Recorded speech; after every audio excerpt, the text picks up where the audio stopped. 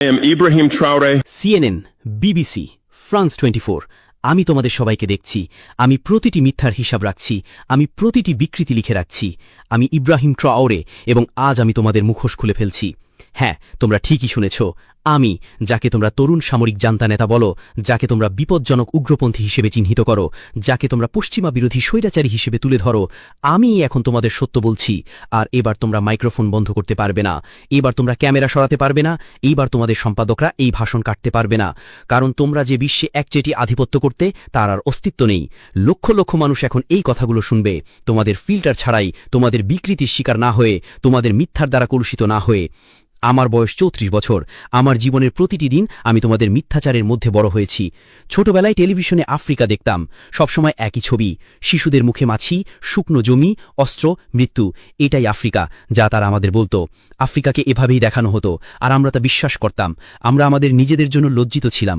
আমরা আমাদের নিজেদের ভূমি, নিজেদের মানুষের জন্য লজ্জিত ছিলাম। কিন্তু তারপর আমি বড় হলাম। আমি পড়েছি, গবেষণা করেছি, প্রশ্ন করেছি এবং বুঝতে পেরেছি যে তোমরা যে আফ্রিকা আমাদের দেখিয়েছ তা বাস্তব নয়। তোমরা যে গল্প আমাদের শুনিয়েছ তা ছিল মিথ্যা। তোমরা আমাদের উপর যে ভাগ্য চাপিয়ে দিয়েছ তা ছিল তোমাদেরই লেখা একটি চিত্রনাট্য। বছরের পর বছর ধরে তোমরা আফ্রিকাকে কিভাবে চিত্রিত করেছ, কিভাবে দেখিয়েছ, কিভাবে তোমাদের দর্শকদের কাছে বিক্রি করেছ, যেন আমরা এমন প্রাণী যাদের সভ্যতার কোনো অংশ নেই, যেন আমরা সভ্যতার বাইরে থাকা অসভ্য প্রাণী, যেন আমরা এমন দুর্ভাগা যারা তোমাদের উদ্ধারের অপেক্ষায় আছি। প্রতিদিন, প্রতি ঘন্টায়, প্রতি মিনিটে একই গল্প তোমাদের পর্দায় চলতে থাকে: ক্ষুধা, যুদ্ধ, রোগ, দুর্নীতি, সন্ত্রাস, বিশৃঙ্খলা। আফ্রিকা বললেই এই শব্দগুলো মাথায় আসে। তোমাদের আফ্রিকার অভিধানে অন্য কোনো শব্দ নেই, কোনো আশা নেই, কোনো সফলতা নেই, কোনো উন্নয়ন নেই, কোনো প্রতিরোধ নেই, কোনো সম্মান নেই, কোনো গর্ব নেই, কোনো বিজয় নেই। তাই আমি তোমাদের জিজ্ঞাসা করি, New York Times, Washington Post, Guardian, Le Monde, তোমরা কি কখনো আফ্রিকার সাফল্যকে তোমাদের শিরোনাম করেছ? রুয়ান্ডার টেকনোলজি মিরাকেল নিয়ে তোমরা কতবার লিখেছ? ইথিওপিয়ার রিফরেস্টেশন প্রজেক্ট তোমরা কতবার দেখিয়েছ? বোতসোয়ানার ডেমোক্রেটিক সাফল্যের প্রশংসা তোমরা কতবার করেছ? কেনিয়ার এন্টারপ্রেনিয়াল ইকোসিস্টেমের বর্ণনা তোমরা কতবার দিয়েছ? না, কারণ এগুলো তোমাদের চিত্রনাট্যের সাথে খাপ খায় না। তোমাদের আফ্রিকা সফল হতে পারে না। এটা হতে পারে না, কারণ তাহলে তোমরা কিভাবে তোমাদের শোষণকে বৈধতা দেবে? যদি সাহায্যের প্রয়োজন না হয়, তাহলে তোমরা কিভাবে হস্তক্ষেপ করবে? যদি পিছিয়ে না থাকে, তাহলে তোমরা তাকে কিভাবে নিচু নজরে দেখবে? তোমরা কি কখনো নিজেদের জিজ্ঞাসা করেছ, কোনো সম্পাদক কি তার ডেস্কে বসে, কোনো নিউজ ডিরেক্টর কি মিটিংয়ে, কোনো কলামিস্ট কি তার কিবোর্ডে কখনো ভেবেছে কেন বিশ্বের সবচেয়ে ধনী ভূমির মানুষ গরিব? এই নাও তোমাদের জন্য আসল সংখ্যা। আফ্রিকার কাছে বিশ্বের 70% কোবাল্ট রিজার্ভ রয়েছে। তোমাদের সেলফোন, তোমাদের কম্পিউটার, তোমাদের ইলেকট্রিক গাড়ি কোবাল্ট ছাড়া চলবে না। এই কোবাল্ট কঙ্গো থেকে আসে, কিন্তু কঙ্গোর মানুষ সেলফোন কিনতে পারে না। আফ্রিকার কাছে বিশ্বের 90% প্ল্যাটিনাম রিজার্ভ রয়েছে। Catalytic converter, electronic device, medical implant, সবকিছুর জন্য প্ল্যাটিনাম প্রয়োজন। এই প্ল্যাটিনাম দক্ষিণ আফ্রিকা থেকে আসে, কিন্তু দক্ষিণ আফ্রিকার মানুষ বেকারত্বের চাপে পিষ্ট। আফ্রিকা বিশ্বের 30% স্বর্ণ উৎপাদন সরবরাহ করে। মালি, বুর্কিনা ফাসো, ঘানা, তানজানিয়া, আমাদের ভূমি থেকে নদীর মতো সোনা প্রবাহিত হয়, কিন্তু আমাদের মানুষ দারিদ্র্যে সাঁতার কাটে। আফ্রিকা বিশ্বের 65% হীরা উৎপাদনও সরবরাহ করে। Botswana, Angola, Congo, Sierra Leone crore crore dollar মূল্যের হীরা উত্তোলন করা হয়, কিন্তু আমাদের খনিজ শ্রমিকরা দিনে $1 জীবনযাপন করে। আফ্রিকার কাছে বিশ্বের 35% ইউরেনিয়াম রিজার্ভ রয়েছে। নাইজার, নামিবিয়া, দক্ষিণ আফ্রিকা। পারমাণবিক কেন্দ্রগুলো আমাদের ইউরেনিয়ামে চলে। প্যারিসের আলো আমাদের ইউরেনিয়ামে জ্বলে, কিন্তু আমাদের গ্রামে বিদ্যুৎ নেই। আর তোমরা এখনো জিজ্ঞাসা করো আফ্রিকা কেন গরিব? না, সঠিক প্রশ্ন হলো এত ধনী হওয়া সত্ত্বেও আফ্রিকাকে কিভাবে গরিব করে রাখা হয়েছে। এই নাও তোমাদের উত্তর। উপনিবেশবাদ শেষ হয়নি, এটা রূপ পরিবর্তন করেছে। তোমরা আগে এসে আমাদের ভূমি দখল করতে, এখন তোমরা এসে কোম্পানি প্রতিষ্ঠা করো। তোমরা আগে জোর করে নিতে, এখন তোমরা চুক্তি করো। তোমরা আগে চাবুক দিয়ে শাসন করতে, এখন তোমরা ঋণ দিয়ে শাসন করো। আমাকে কিছু শক্ত উদাহরণ দিতে দাও, সংখ্যা, নাম, তারিখ সহ, কিন্তু তোমরা এসব নিয়ে কখনো লিখবে না। গ্লেনকোর, সুইস ভিত্তিক মাইনিং জায়ান্ট, কঙ্গোতে কোবাল্ট উত্তোলন করে। 2022 সালের আয় $256 বিলিয়ন। কঙ্গোকে দেওয়া কর $500 মিলিয়ন। এটা 0.2%। এটা কি ন্যায় বিচার? Rio Tinto, British Australian mining giant, গিনিতে বক্সাইট উত্তোলন করে, বছরে 20 মিলিয়ন টন। গিনির জন্য কি অবশিষ্ট থাকে? পরিবেশ দূষণ এবং ক্যান্সার। টোটাল, যেটা এখন টোটাল এনার্জিস, ফরাসি হয়ের জায়ান্ট, অ্যাঙ্গোলা, নাইজেরিয়া, কঙ্গোতে তেল উত্তোলন করে। 2022 সালের মুনাফা $36 বিলিয়ন। আফ্রিকায় বিনিয়োগ, নোংরা পাইপলাইন।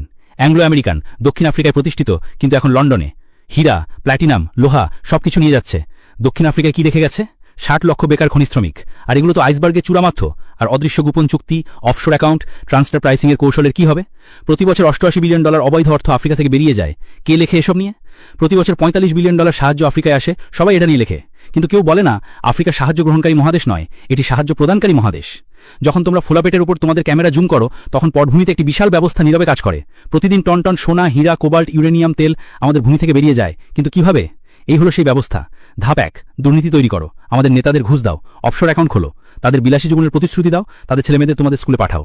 ধাপ 2, চুক্তি করো, 50 বছর 99 বছরে ছাড়পত্র নাও, কর অব্যাহতির জন্য অনুরোধ করো, পরিবেশগত নিয়ম থেকে অব্যাহতি পাও, শ্রম অধিকার উপেক্ষা করো। ধাপ 3, অবকাঠামো নিয়ন্ত্রণ করো, বন্দর আইবন্দর রেলপথ দখল করো, তবে কেবল খনি থেকে বন্দর পর্যন্ত, গ্রামে রাস্তা তৈরি করো না, স্কুলে বিদ্যুৎ পৌঁছে দিও না। ধাপ 4, নিরাপত্তা প্রদান করো, ব্যক্তিগত নিরাপত্তা সংস্থা স্থাপন করো, তাদের সশস্ত্র করো, প্রতিবাদকে সন্ত্রাসবাদ বলে ঘোষণা করো। ধাপ 5, মিডিয়াকে চুপ করাও, স্থানীয় জনসাংবাদিকদের কিনে নাও, বিরোধী কণ্ঠ দমন করো, অভ্যন্তরীণ অস্থিরতার খবর আন্তর্জাতিক মিডিয়ায় পরিবেশন করো। আর এভাবেই এই ব্যবস্থা কাজ করে, 100 বছর ধরে এইভাবেই কাজ করছে। আর তোমরা এই ব্যবস্থা দেখতে পাও না, দেখতে চাও না, কারণ তোমরাও এই ব্যবস্থার অংশ। New York Times, CNN, BBC, সবচেয়ে বড় বিজ্ঞাপনদাতা কারা? তেল কোম্পানি, খনি কোম্পানি, অস্ত্র কোম্পানি, ফার্মাসিউটিক্যাল কার্টেল, যে কোম্পানিগুলো আফ্রিকাকে শোষণ করে। তোমরা তাদের টাকায় বেঁচে থাকো, তোমরা তাদের স্বার্থ রক্ষা করো। আর আমি যা বলতে যাচ্ছি তাতে হয়তো আমার জীবনও চলে যেতে পারে, কিন্তু এখন আর চুপ থাকার সময় নেই। আফ্রিকায় ফ্রান্সের ব্যবস্থা হল CFA ফ্রাঙ্ক। 14টি আফ্রিকান দেশ এখনও ফরাসি উপনিবেশিক মুদ্রা ব্যবহার করে। এই দেশগুলোর কেন্দ্রীয় ব্যাংকের রিজার্ভের 50% ফরাসি ট্রেজারিতে জমা থাকে। ফ্রান্স এই টাকার ওপর নেতিবাচক সুদ প্রয়োগ করে, তাই আমরা আমাদের নিজেদের টাকা ব্যবহার করার জন্য ফ্রান্সকে অর্থ প্রদান করি। এই ব্যবস্থার মাধ্যমে ফ্রান্স প্রতি বছর আফ্রিকা থেকে $500 বিলিয়ন মূল্যের সম্পত্তি স্থানান্তর করে। কেউ কি এটা নিয়ে লেখে? না। কিন্তু যখন ফ্রান্স আফ্রিকাকে 10 বিলিয়ন ইউরো সাহায্য দেয়, তখন তা শিরোনাম হয়। ব্রিটেনের ব্যবস্থা আরও সফিস্টিকেটেড। লন্ডন হল বিশ্বের অর্থ পাচারের কেন্দ্র, City of London, offshore paradise. Africa থেকে চুরি করা প্রতিটি পয়সা London, Jersey, Guernsey, Cayman Islands, Virgin Islands সবই ব্রিটিশ নিয়ন্ত্রণে। আফ্রিকার সম্পদ সেখানে লুকিয়ে আছে। আমেরিকার ব্যবস্থা হল আফ্রিকম, আফ্রিকা কমান্ড। মহাদেশে 46টি সামরিক ঘাঁটি। আনুষ্ঠানিক উদ্দেশ্য নিরাপত্তা, আসল উদ্দেশ্য সম্পদ নিয়ন্ত্রণ। প্রতিদিন আমাদের আকাশসীমায় ড্রোন, সর্বত্র লিসেনিং ডিভাইসেস। তারা বলে সন্ত্রাসবাদের বিরুদ্ধে লড়াই, কিন্তু এটা সন্ত্রাসী নয়। এখানকার জনগণের নেতাদের লক্ষ্যবস্তু করা হয়। চীন নতুন খেলোয়াড়, বলে উইন উইন। ইনফ্রাস্ট্রাকচার তৈরি করে, ঋণ দেয়, কিন্তু কিসের বিনিময়ে? 99 বছরের বন্দর ইজারা, খনির অধিকার, কৃষি জমি, ঋণের ফাঁদে ফেলার কূটনীতি। শ্রীলঙ্কাকে জিজ্ঞাসা করুন, জাম্বিয়াকে জিজ্ঞাসা করুন। আর তোমরা এইসবের কিছুই লেখো না। কেন? কারণ তোমরা মুক্ত গণমাধ্যম নও, তোমরা কর্পোরেট গণমাধ্যম। তোমাদের মালিকরা billionaire. Jeff Bezos Washington post কিনেছেন কেন? সাংবাদিকতার প্রতি ভালোবাসার জন্য? রুপার্ট মার্ডকের মিডিয়া সাম্রাজ্য, Fox news, Wall Street journal, the sun, the Times, সবই একই হাত থেকে। সবাই একই বার্তা দিচ্ছে, পশ্চিমারা ভালো, অন্যরা খারাপ। কার্লোস স্লিম নিউ ইয়র্ক টাইমসের বৃহত্তম শেয়ার হোল্ডার, মেক্সিকান বিলিয়নিয়ার। তার সম্পদ কোথা থেকে এসেছে? একচেটিয়া টেলিযোগাযোগ। লাতিন আমেরিকার পিঠে চড়ে ধনী হয়েছেন। এখন আমেরিকার সবচেয়ে সম্মানিত সংবাদপত্র নিয়ন্ত্রণ করেন। আর তোমরা দাবি করো স্বাধীন সাংবাদিকতা করার। তোমাদের সম্পাদক কারা? তারা কোন স্কুল থেকে স্নাতক হয়েছে? Harvard, Yale, Oxford, Cambridge? সবসময় একই অভিজাতি স্কুল, সবসময় একই বিশ্বদৃষ্টি, সবসময় একই কুসংস্কার। তোমাদের রিপোর্টারদের কিভাবে নির্বাচন করা হয়? তোমাদের আফ্রিকা সংবাদদাতা কয়টি ভাষায় কথা বলতে পারে? ফরাসি, ইংরেজি, এটুকুই। সোয়াহিলি, হাউসা, ইউরুবা, আমহারিক তারা জানে না। তারা মানুষের সাথে কথা বলতে পারে না। তোমাদের সূত্র সবসময় একই, পশ্চিমা ডিপ্লোম্যাট, এনজিও, বিশেষজ্ঞ। আর তারপর তোমরা এসে আমাদের বক্তৃতা দাও। তারা প্যাট্রিস লুমুম্বুকে হত্যা করেছিল 12 জানুয়ারি 1961। সিআইএ এজেন্ট ল্যারি ড্যাভলিন স্বীকার করেছে বেলজিয়ামের ভাড়াটে সৈন্যরা এটা করেছিল। তারা তার দেহ অ্যাসিডে দ্রবীভূত করেছিল, তার দাঁত শিথিবদ্ধ হিসেবে নিয়েছিল। 2022 সালে 61 বছর পর সেই দাঁত বেলজিয়াম থেকে তার পরিবারের কাছে ফিরিয়ে দেওয়া হয়েছিল। আর তখন তোমরা কি বলেছিলে? কঙ্গোতে বিশৃঙ্খলা। তোমরা খুনিদের সম্পর্কে জিজ্ঞাসা করনি, তোমরা সিআইএ নথি তদন্ত করনি, তোমরা বেলজিয়ামের অপরাধ সম্পর্কে লেখনি। তারা তমাস সাঙ্কারাকে হত্যা করেছিল 15 অক্টোবর 1987। আমার নায়ক, আফ্রিকার আশা 2.5 মিলিয়ন শিশুকে হাম এবং মেনিনজাইটিসের বিরুদ্ধে টিকা দিয়েছিলেন, 10 মিলিয়ন গাছ লাগিয়েছিলেন, সাক্ষরতার হার 13% থেকে 73%-এ উন্নীত করেছিলেন, নারীদের সমান অধিকার দিয়েছিলেন, FGM নিষিদ্ধ করেছিলেন, দুর্নীতি শেষ করেছিলেন, মার্সিডিজ গাড়ি বিক্রি করে রেনো 5 ব্যবহার করতেন, IMF এবং ওয়ার্ল্ড ব্যাংকে প্রত্যাখ্যান করেছিলেন। আর সবচেয়ে গুরুত্বপূর্ণ কথা, তিনি বলেছিলেন, আমরা আফ্রিকা ঋণ পরিশোধ করব না। আমরা সেই ঋণ করিনি, আমাদের আগের পুতুলরা করেছিল, ঔপনিবেশিকদের পক্ষে করেছিল। তখনই তাকে হত্যা করতে হবে। আর তারা তাকে হত্যা করেছিল। কি হত্যা করেছিল? তার সবচেয়ে বন্ধু ব্লেইজ কম্পারেও। কার সমর্থনে? ফ্রান্স। প্রমাণ চান? ফোক্কার্ট আর্কাইভ দেখুন। জাক ফোক্কার্ট, ফ্রান্সের আফ্রিকা বিষয়ক উপদেষ্টা। সেখানে সব লেখা আছে। আর তোমরা কি বলেছিলে? বুরকিনা ফাসোতে মাসামরিক অভ্যুত্থান। তোমরা সাঙ্কারার স্বপ্ন নিয়ে লেখনি, তোমরা তার প্রজেক্টগুলো সম্পর্কে বলনি, তোমরা তার সাফল্য দেখাওনি, তোমরা শুধু বলেছিলে আরেকজন স্বৈরাচারী মারা গেছে, মুয়াম্মার গাদ্দাফি। হ্যাঁ, তিনি একজন স্বৈরাচারী ছিলেন, হ্যাঁ তিনি নির্মম ছিলেন, কিন্তু লিবিয়ায় তিনি কি করেছিলেন? মাথাপিছু আয় $12,000, আফ্রিকার সর্বোচ্চ, সাক্ষরতার হার 25% থেকে 87%, আয়ুষ্কাল 51 থেকে 74, বিনামূল্যে হেলথ কেয়ার, বিনামূল্যে শিক্ষা, নবজাতিদের জন্য $50,000, গৃহক্রেতাদের জন্য সুদমুক্ত ঋণ, নবজাতকের জন্য $5,000, পেট্রোল প্রতি litre 14 cent, the great man made river, মরুভূমিকে সবুজ করা সেচ প্রকল্প। আর গাদ্দাফির আসল ক্রপিস ইউনাইটেড স্টেটস অফ আফ্রিকা স্বপ্ন, আফ্রিকান সেন্ট্রাল ব্যাংক প্রকল্প, African investment bank, African monetary fund, আর সবচেয়ে বেশি বিপজ্জনক গোল্ড দিনার, ডলারে তেল বিক্রি করতে অস্বীকার করা। 20 অক্টোবর 2011 সিপ্তে গণপিটুনি হত্যা করা হয়। হিলারি ক্লিন্টন হেসেছিলেন, আমরা এসেছিলাম, আমরা দেখেছিলাম, সে মারা গেছে। এখন লিবিয়ার দিকে তাকান, 3টি ভিন্ন সরকার, অন্তহীন গৃহযুদ্ধ, আইএসআইএস, আল কায়েদা অবাধে বিচরণ করছে, কৃতদাস বাজার বিদ্যমান। এমনকি CNN 2017-তে দেখালো তেল লুট হচ্ছে, অস্ত্রের ভাণ্ডার খালি করা হয়েছে, সাহেল জুড়ে ছড়িয়ে পড়েছে। তোমরা কি এটাকে গণতন্ত্র বলো? তোমরা কি এটাকে স্বাধীনতা বলো? তোমরা কি এটাকে সাফল্য বলো? আর এখন কার পালা? সাহেল, মালি, নাইজার, বুরকিনা ফাসো। তোমরা আমাদেরও লিবিয়া বানাতে চাও, তোমরা আমাদের সিরিয়া বানাতে চাও, তোমরা আমাদের ইরাক বানাতে চাও, কিন্তু এবার নয়। কারণ আমরা জেগে উঠেছি, কারণ আমরা শিখেছি, কারণ আমরা একত্রিত হয়েছি। অপারেশন বারখানে, ফ্রান্সের সাহেল অভিযান, 2013 থেকে 2022 সাল। আনুষ্ঠানিক উদ্দেশ্য সন্ত্রাসবাদের বিরুদ্ধে লড়াই, আসল উদ্দেশ্য সম্পদ নিয়ন্ত্রণ। 5100 ফরাসি সৈন্য, €1 বিলিয়ন বার্ষিক বাজেট। ফল কি? 2013 সালে মালিতে 500 সন্ত্রাসী, 2022 সালে সাহেলে 5000+ সন্ত্রাসী, 10 গুণ বৃদ্ধি। এটা কি ধরনের সাফল্য? কিন্তু ফরাসি সৈন্যরা কি করছিল? আরেভা, ওরানের জন্য নাইজারের ইউরেনিয়াম খনি রক্ষা করছিল, টোটালের জন্য তেল পাইপলাইন সুরক্ষিত করছিল, বোলোরের জন্য বন্দর এবং রেলপথ নিয়ন্ত্রণ করছিল। আর সন্ত্রাসবাদের বিরুদ্ধে লড়াই? না, উল্টো। ফরাসি সৈন্যদের 50 কিলোমিটারের মধ্যে সন্ত্রাসীরা আসতে পারত না, কিন্তু তারা সহজেই আমাদের গ্রাম পুড়িয়ে ফেলতে পারত। কেন? কারণ বিশৃঙ্খলা তাদের উদ্দেশ্য সাধন করত। যদি বিশৃঙ্খলা থাকে, তারা নিরাপত্তার কারণে থাকতে পারত। মালিতে জাতিসংঘের শান্তিরক্ষা বাহিনী মিনুসমা, 15,000 সৈন্য, $1.2 বিলিয়ন বার্ষিক বাজেট, 10 বছর। ফলস্বরূপ 300+ জাতিসংঘ সৈন্য নিহত, হাজার হাজার বেসামরিক নাগরিক নিহত। সন্ত্রাস কমেনি, বেড়েছে। আর এখন তোমরা বলো ওয়াগনার বিপজ্জনক, রাশিয়ানরা আফ্রিকা দখল করছে। ওয়াগনার এলো, 1000 সৈন্য, 6 মাসে কি হলো? সন্ত্রাসীরা পালিয়ে গেল, গ্রামগুলো নিরাপদ, খনিগুলো কাজ করছে, মানুষ শান্তিতে আছে। পার্থক্যটা কি? ওয়াগনার হলো মিত্র, যাকে আমরা আমন্ত্রণ জানিয়েছি।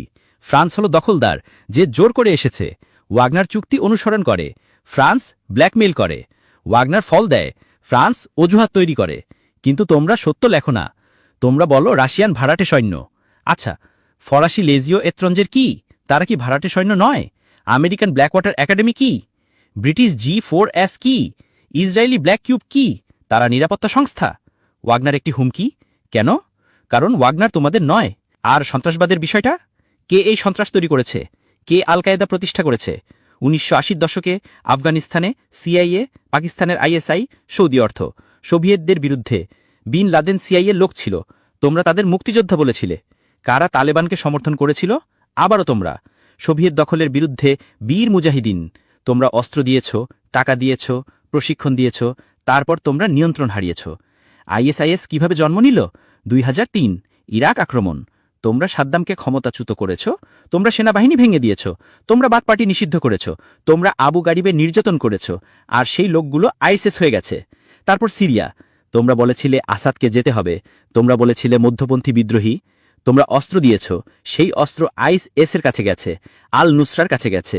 তোমরা লিবিয়া ধ্বংস করেছ, গাদ্দাফির অস্ত্রের ভাণ্ডার কারা লুট করেছে? সেই অস্ত্র কোথায় গেছে? মালি, নাইজার, বুরকিনা ফাসো, নাইজেরিয়া, চাদে। কারা বোকো হারামকে শক্তিশালী করেছে? 2009 সালে নাইজেরিয়ান পুলিশ তাদের নেতা মোহাম্মদ ইউসুফকে বিচার বহির্ভূতভাবে হত্যা করে। তোমরা কি বলেছিলে? কিছুই না। তোমাদের মানবাধিকার সংস্থাগুলো কোথায় ছিল? নীরব। তারপর প্রতিশোধ শুরু হলো, বোকো হারাম উগ্রপন্থী হয়ে উঠল। কিন্তু তারা অস্ত্র কোথায় পেল? লিবিয়া থেকে, যে লিবিয়া তোমরা ধ্বংস করেছ। আর এখন তোমরা এসে আমাদের সন্ত্রাসবাদের বিরুদ্ধে লড়াইয়ের বক্তৃতা দিচ্ছ। তোমরা কি আমাদের তৈরি করা দানবদের পরিষ্কার করতে সাহায্য করছ? না, আমরা এখন খেলাটা ধরে ফেলেছি। সন্ত্রাস হলো তোমাদের ট্রোজান হর্স, যা তোমরা তৈরি করো, তারপর তোমরা সন্ত্রাসের অজুহাতে আসো, থাকো, শোষণ করো। কিন্তু এখন সব শেষ। আমরা আমাদের নিরাপত্তা নিজেরাই নিশ্চিত করব। আমরা আমাদের নিজস্ব পদ্ধতিতে লড়াই করব, এবং আমরা জিতব। কারণ আমরা এই মাটির সন্তান, আমরা এই ভূমিকে চিনি, আমরা এই মানুষকে চিনি, আমরা সন্ত্রাসী এবং গ্রামবাসীকে আলাদা করতে পারি। আমরা তোমাদের মতো ড্রোন থেকে, স্যাটেলাইট থেকে 10,000 কিলোমিটার দূর থেকে যুদ্ধ করি না। আর আমরা জিতছি। মালি, নাইজার, বুরকিনা ফাসোতে সন্ত্রাস শেষ হচ্ছে, গ্রামগুলো নিরাপদ, মানুষ আশাবাদী, কারণ এখন আমাদের নিজস্ব সেনাবাহিনী, আমাদের নিজস্ব পুলিশ লড়ছে, বিদেশিদের জন্য নয়, জনগণের জন্য। কিন্তু তোমরা এটা হজম করতে পারছ না। তোমরা বলছো গণতান্ত্রিক পশ্চাৎপসরণ, তোমরা বলছো মানবাধিকার লঙ্ঘন। কোন গণতন্ত্র, কোন মানবাধিকার? গুয়ান্তানামোতে কতজন বিনা বিচারে আটক আছেন? আবু গারিবে কি হয়েছিল? বাগরামে তোমরা কাকে হত্যা করেছিলে? সিআইএর ব্ল্যাক সাইটগুলোতে তোমরা কাকে নির্যাতন করেছিলে? জুলিয়ান অ্যাসান্স কেন তোমাদের যুদ্ধ অপরাধ ফাঁস করার জন্য কারাগারে? চেলসি ম্যানিং কেন সত্য ফাঁস করার জন্য বছরের পর বছর কারাগারে কাটিয়েছেন? এডওয়ার্ড স্নোডেন কেন তোমরা যে সবার উপর গুপ্তচুরি করো তা প্রকাশ করার জন্য পলাতক? আর তোমরা আমাদের মানবাধিকার নিয়ে বক্তৃতা দাও? তোমাদের ড্রোন হামলায় কতজন বেসামরিক নাগরিক মারা গেছে? তোমরা বলো কলাটারাল ড্যামেজ, আর এগিয়ে যাও। পাকিস্তান, ইয়েমেন, সোমালিয়ায় তোমরা কতগুলো বিয়ে বাড়িতে হামলা করেছ, কতগুলো স্কুল তোমরা বোমা মেরেছ, কতগুলো হাসপাতাল তোমরা পুড়িয়েছ, আর তোমরা আমাদের যুদ্ধের আইন শিখাও। দেখো, আমি যুদ্ধ থেকে এসেছি, আমি মুখোমুখি যুদ্ধের অভিজ্ঞতা জানি, আমি মৃত্যু দেখেছি, আমি আহত সৈন্যদের বহন করেছি, আমি শহীদদের মায়েদের সান্ত্বনা দিয়েছি। আর আমি তোমাদের বলছি, একজন সত্যিকারের সৈনিক তার জনগণকে রক্ষা করে, একজন সত্যিকারের সৈনিক বেসামরিক নাগরিকদের ক্ষতি করে না, একজন সত্যিকারের সৈনিক সম্মানের সাথে লড়াই করে। তোমাদের ভাড়াটে সৈন্য, তোমাদের ড্রোন পাইলট, তোমাদের বিশেষায়িত বাহিনী, তারা সৈনিক নয়, তারা হত্যাকারী। তারা 10,000 কিলোমিটার দূর থেকে বোতাম টিপে মানুষ হত্যা করে, তারপর বাড়ি গিয়ে তাদের সন্তানদের সাথে খেলে। আমরা এভাবে যুদ্ধ করি না, আমরা আমাদের শত্রুর মুখোমুখি হই, আমরা বেসামরিক নাগরিকদের রক্ষা করি, আমরা আমাদের সম্মানের সাথে যুদ্ধ করি, আমরা আমাদের সম্মানের সাথে মৃত্যুবরণ করি। আর আমরা জিতব, কারণ ধার্মিকরা জেতে, কারণ যারা তাদের জনগণের পক্ষে লড়াই করে তারা জেতে, কারণ যারা তাদের ভূমির জন্য লড়াই করে তারা জেতে। চলো তোমাদের মিডিয়াতে ফিরে যাই। আমি জানি তোমরা কিভাবে কাজ করো। আমার কিছু বন্ধু আছে যারা এই সিস্টেমের ভেতরে কাজ করে। বিবেচ্যজনক সাংবাদিক আছেন, কিন্তু তারা চুপ থাকেন। কেন? কারণ সিস্টেম তাদের চুপ করিয়ে দেয়। যারা সত্য লেখে তাদের চাকরি চলে যায়। অনুসন্ধানী সাংবাদিকদের বাজেট কাটের কারণে ছাঁটাই করা হয়। ভিন্ন মতবাদী কলামনিস্টদের দরজা দেখিয়ে দেওয়া হয়, কারণ পাঠকের আগ্রহ কমে গেছে। আর তাদের জায়গায় কারা আসে? থিঙ্ক ট্যাঙ্ক, এনজিও, বিশ্ববিদ্যালয়ের বিশেষজ্ঞ, সবাই একই কথা বলছে, সবাই একই থিসিস রক্ষা করছে। পশ্চিম ভালো, আফ্রিকা খারাপ। তাহলে এই বিশেষজ্ঞরা কারা? তারা তাদের তহবিল কোথা থেকে পায়? National endowment for democracy, NED, American গণতন্ত্র রপ্তানিকারক, সিআইএর আইনি শাখা, সর্বত্র তার আঙুল। বিরোধীদের তহবিল যোগায় দেয়, মিডিয়াকে নির্দেশ দেয়, সুশীল সমাজ তৈরি করে। ওপেন সোসাইটি ফাউন্ডেশনস, জর্জ সোরোজের সংস্থা, বলে উন্মুক্ত সমাজ। কিন্তু কার জন্য উন্মুক্ত? কিসের জন্য উন্মুক্ত? শোষণের জন্য উন্মুক্ত, হস্তক্ষেপের জন্য উন্মুক্ত, কারসাজির জন্য উন্মুক্ত। Ford Foundation, Rockefeller Foundation, Bill and Melinda Gates Foundation, সবাই আফ্রিকায় সাহায্য করছে, কিন্তু বিনিময়ে তারা কি পায়? নিয়ন্ত্রণ, ডেটা, প্রভাব। আর তোমাদের মিডিয়া তাদের তুর্যবাদক। তোমরা শিরোনাম করো গেটস আফ্রিকাকে বাঁচাচ্ছেন, কিন্তু তোমরা বলো না গেটসের ভ্যাকসিন ট্রায়ালে কত আফ্রিকান শিশু প্যারালাইজড হয়েছে, মনসান্টোর বীজের কারণে কত কৃষক আত্মহত্যা করেছে। তোমরা স্টোরি বলতে ওস্তাদ, কিন্তু সবসময় একই স্টোরি, শ্বেতাঙ্গ ত্রাণকর্তা। মনে আছে live aid 1985, we are the world, আফ্রিকার জন্য দাতব্য কনসার্ট, মিলিয়ন মিলিয়ন ডলার তোলা হয়েছিল। আফ্রিকায় কি এসেছিল? দুর্নীতি বেড়েছে, নির্ভরশীলতা বেড়েছে, কিন্তু এটা তোমাদের জন্য দারুণ গল্প ছিল। বব গেলডর্ফ নায়ক হয়ে গেলেন, সঙ্গীতশিল্পীরা বিবেকজনক দেখালেন, দর্শকরা নিজেদের সম্পর্কে ভালো বোধ করল, আফ্রিকা ক্ষুধার্তই থাকালো। মনে আছে কোনি 2012, ভাইরাল ভিডিও, স্টপ জোসেফ কোনি, 100 মিলিয়ন ভিউ। ফলস্বরূপ কোনি এখনও মুক্ত, কিন্তু ভিডিও নির্মাতা ধনী হয়ে গেল। ইনভিজিবল চিলড্রেন সংস্থা মিলিয়ন মিলিয়ন ডলার সংগ্রহ করেছিল। উগান্ডায় কি এসেছিল? আমেরিকান সৈন্যরা। আর তোমরা এগুলোকে সাফল্যের গল্প হিসেবে উপস্থাপন করো। অ্যাঞ্জেলিনা জোলি, ম্যাডোনা, বোনো, সবাই আফ্রিকায় ভলান্টিয়ার। তারা আসে, ছবি তুলে, শিশু দত্তক নেয়, চলে যায়।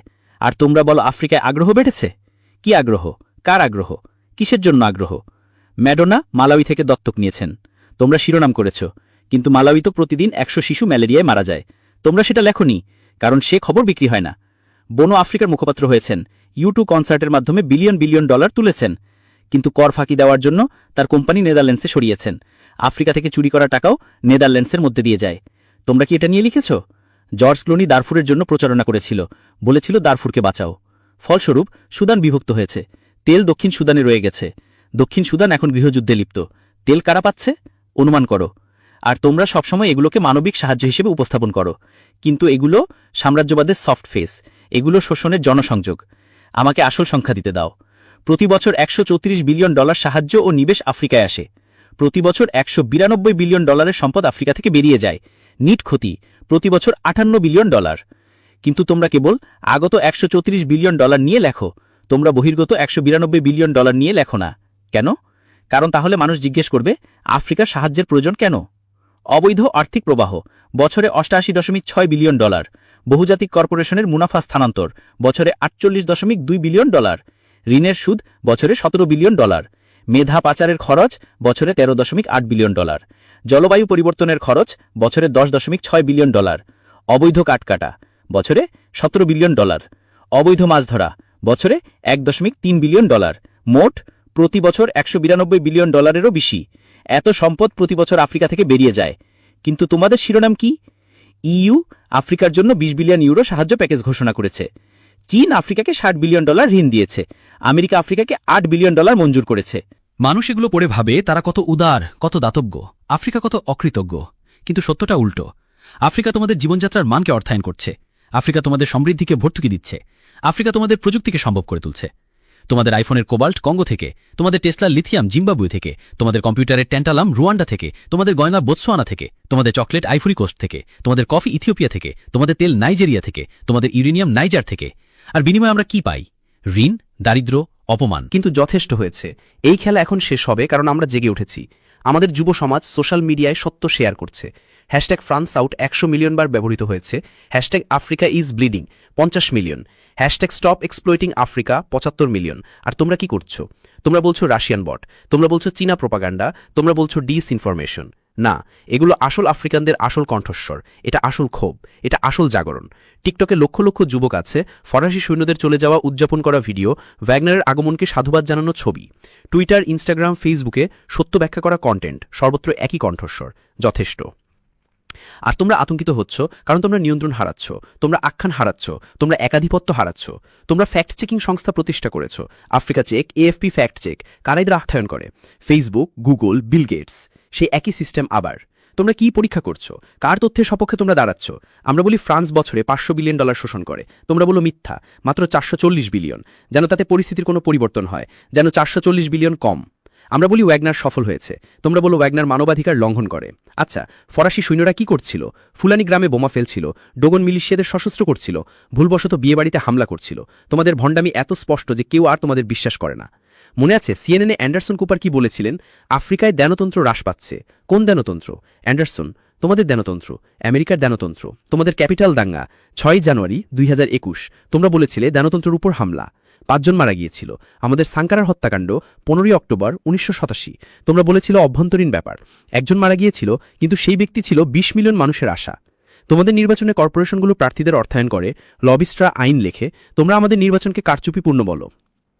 তোমাদের দেশে পুলিশ কৃষ্ণাঙ্গদের হত্যা করে, জর্জ ফ্লয়েড, ব্রিওনা টেইলর, আহমদ আরবেরি। তোমরা আমাদের পুলিশি সহিংসতা নিয়ে বক্তৃতা দাও। বিবিসিতে কাশিয়া মাদেরা আফ্রিকা নিউজ উপস্থাপন করেন, পুলিশ বংশোদ্ভূত। তিনি আফ্রিকায় কত বছর থেকেছেন? তিনি কয়টি আফ্রিকান ভাষায় কথা বলেন? কিন্তু প্রতিদিন তিনি একজন আফ্রিকা বিশেষজ্ঞ হিসেবে কথা বলেন।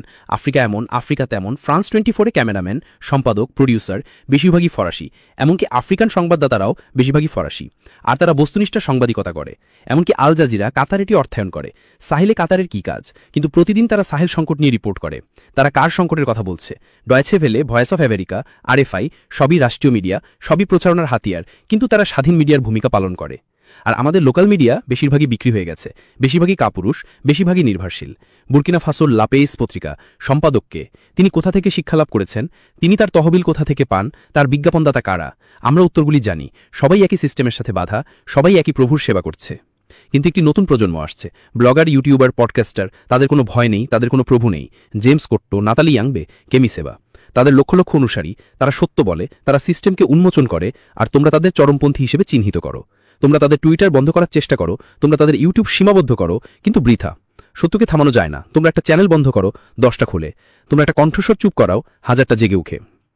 এই তোমাদের প্রতি আমার শেষ বার্তা। তোমাদের মিথ্যাচারে শেষ হচ্ছে, তোমাদের সাম্রাজ্য ভেঙে পড়ছে, তোমাদের একাধিপত্য চূর্ণমার হচ্ছে। আর এর জায়গায় কি আসছে? সত্য, ন্যায় বিচার, স্বাধীনতা। আফ্রিকার তোমাদের গল্প নয়, আফ্রিকা নিজের গল্প লিখছে, নিজের ক্যামেরায় চিত্রগ্রহণ করছে, নিজের ভাষায় বলছে। আর এই গল্পে তোমরা নায়ক নও, ত্রাণকর্তা নও, উপকারী নও। এই গল্পে তোমরাই দোষী, উপনিবেশিক, মিথ্যাবাদী, চোর। তবে তোমাদের এখনও সুযোগ আছে, তোমরা এখনও বদলাতে পারো, তোমরা এখনও সঠিক পক্ষে দাঁড়াতে পারো। তোমাদের মধ্যে বিবেকবান সাংবাদিক আছেন, আমি জানি, আমি তাদের চিনি, আমরা কথা বলি, আমি তাদের আহ্বান জানাই, সাহস জোগাড় করো, সত্য লেখো, সিস্টেমের বিরুদ্ধে বিদ্রোহ করো। তোমাদের চাকরি চলে যেতে পারে, তোমরা বেকার হয়ে যেতে পারো, তোমাদের হুমকি দেওয়া হতে পারে, কিন্তু তোমরা ইতিহাসের সঠিক পক্ষে থাকবে। তোমরা লজ্জাহীনভাবে তোমাদের সন্তানদের মুখের দিকে তাকাতে পারবে, তোমাদের বিবেক শান্তিতে ঘুমাবে, আর আফ্রিকা তোমাদের ভুলবে না। আফ্রিকা তার বন্ধু এবং শত্রুকে মনে রাখে। এডওয়ার্ড স্নোডেনের মতো হও, জুলিয়ান অ্যাসাঞ্জের মতো হও, ড্যানিয়েল এলসবার্গের মতো হও, সত্যের পক্ষে দাঁড়াও। অথবা তোমাদের মিথ্যাচার চালিয়ে যাও, তোমাদের অন্ধত্ব চালিয়ে যাও, তোমাদের সম্পৃক্ততা চালিয়ে যাও, কিন্তু জেনে রাখো তোমাদের শেষ আসন্ন। তোমাদের দর্শক কমছে, তোমাদের বিশ্বাসযোগ্যতা ক্ষয় হচ্ছে, তোমাদের ক্ষমতা নিঃশেষ হচ্ছে।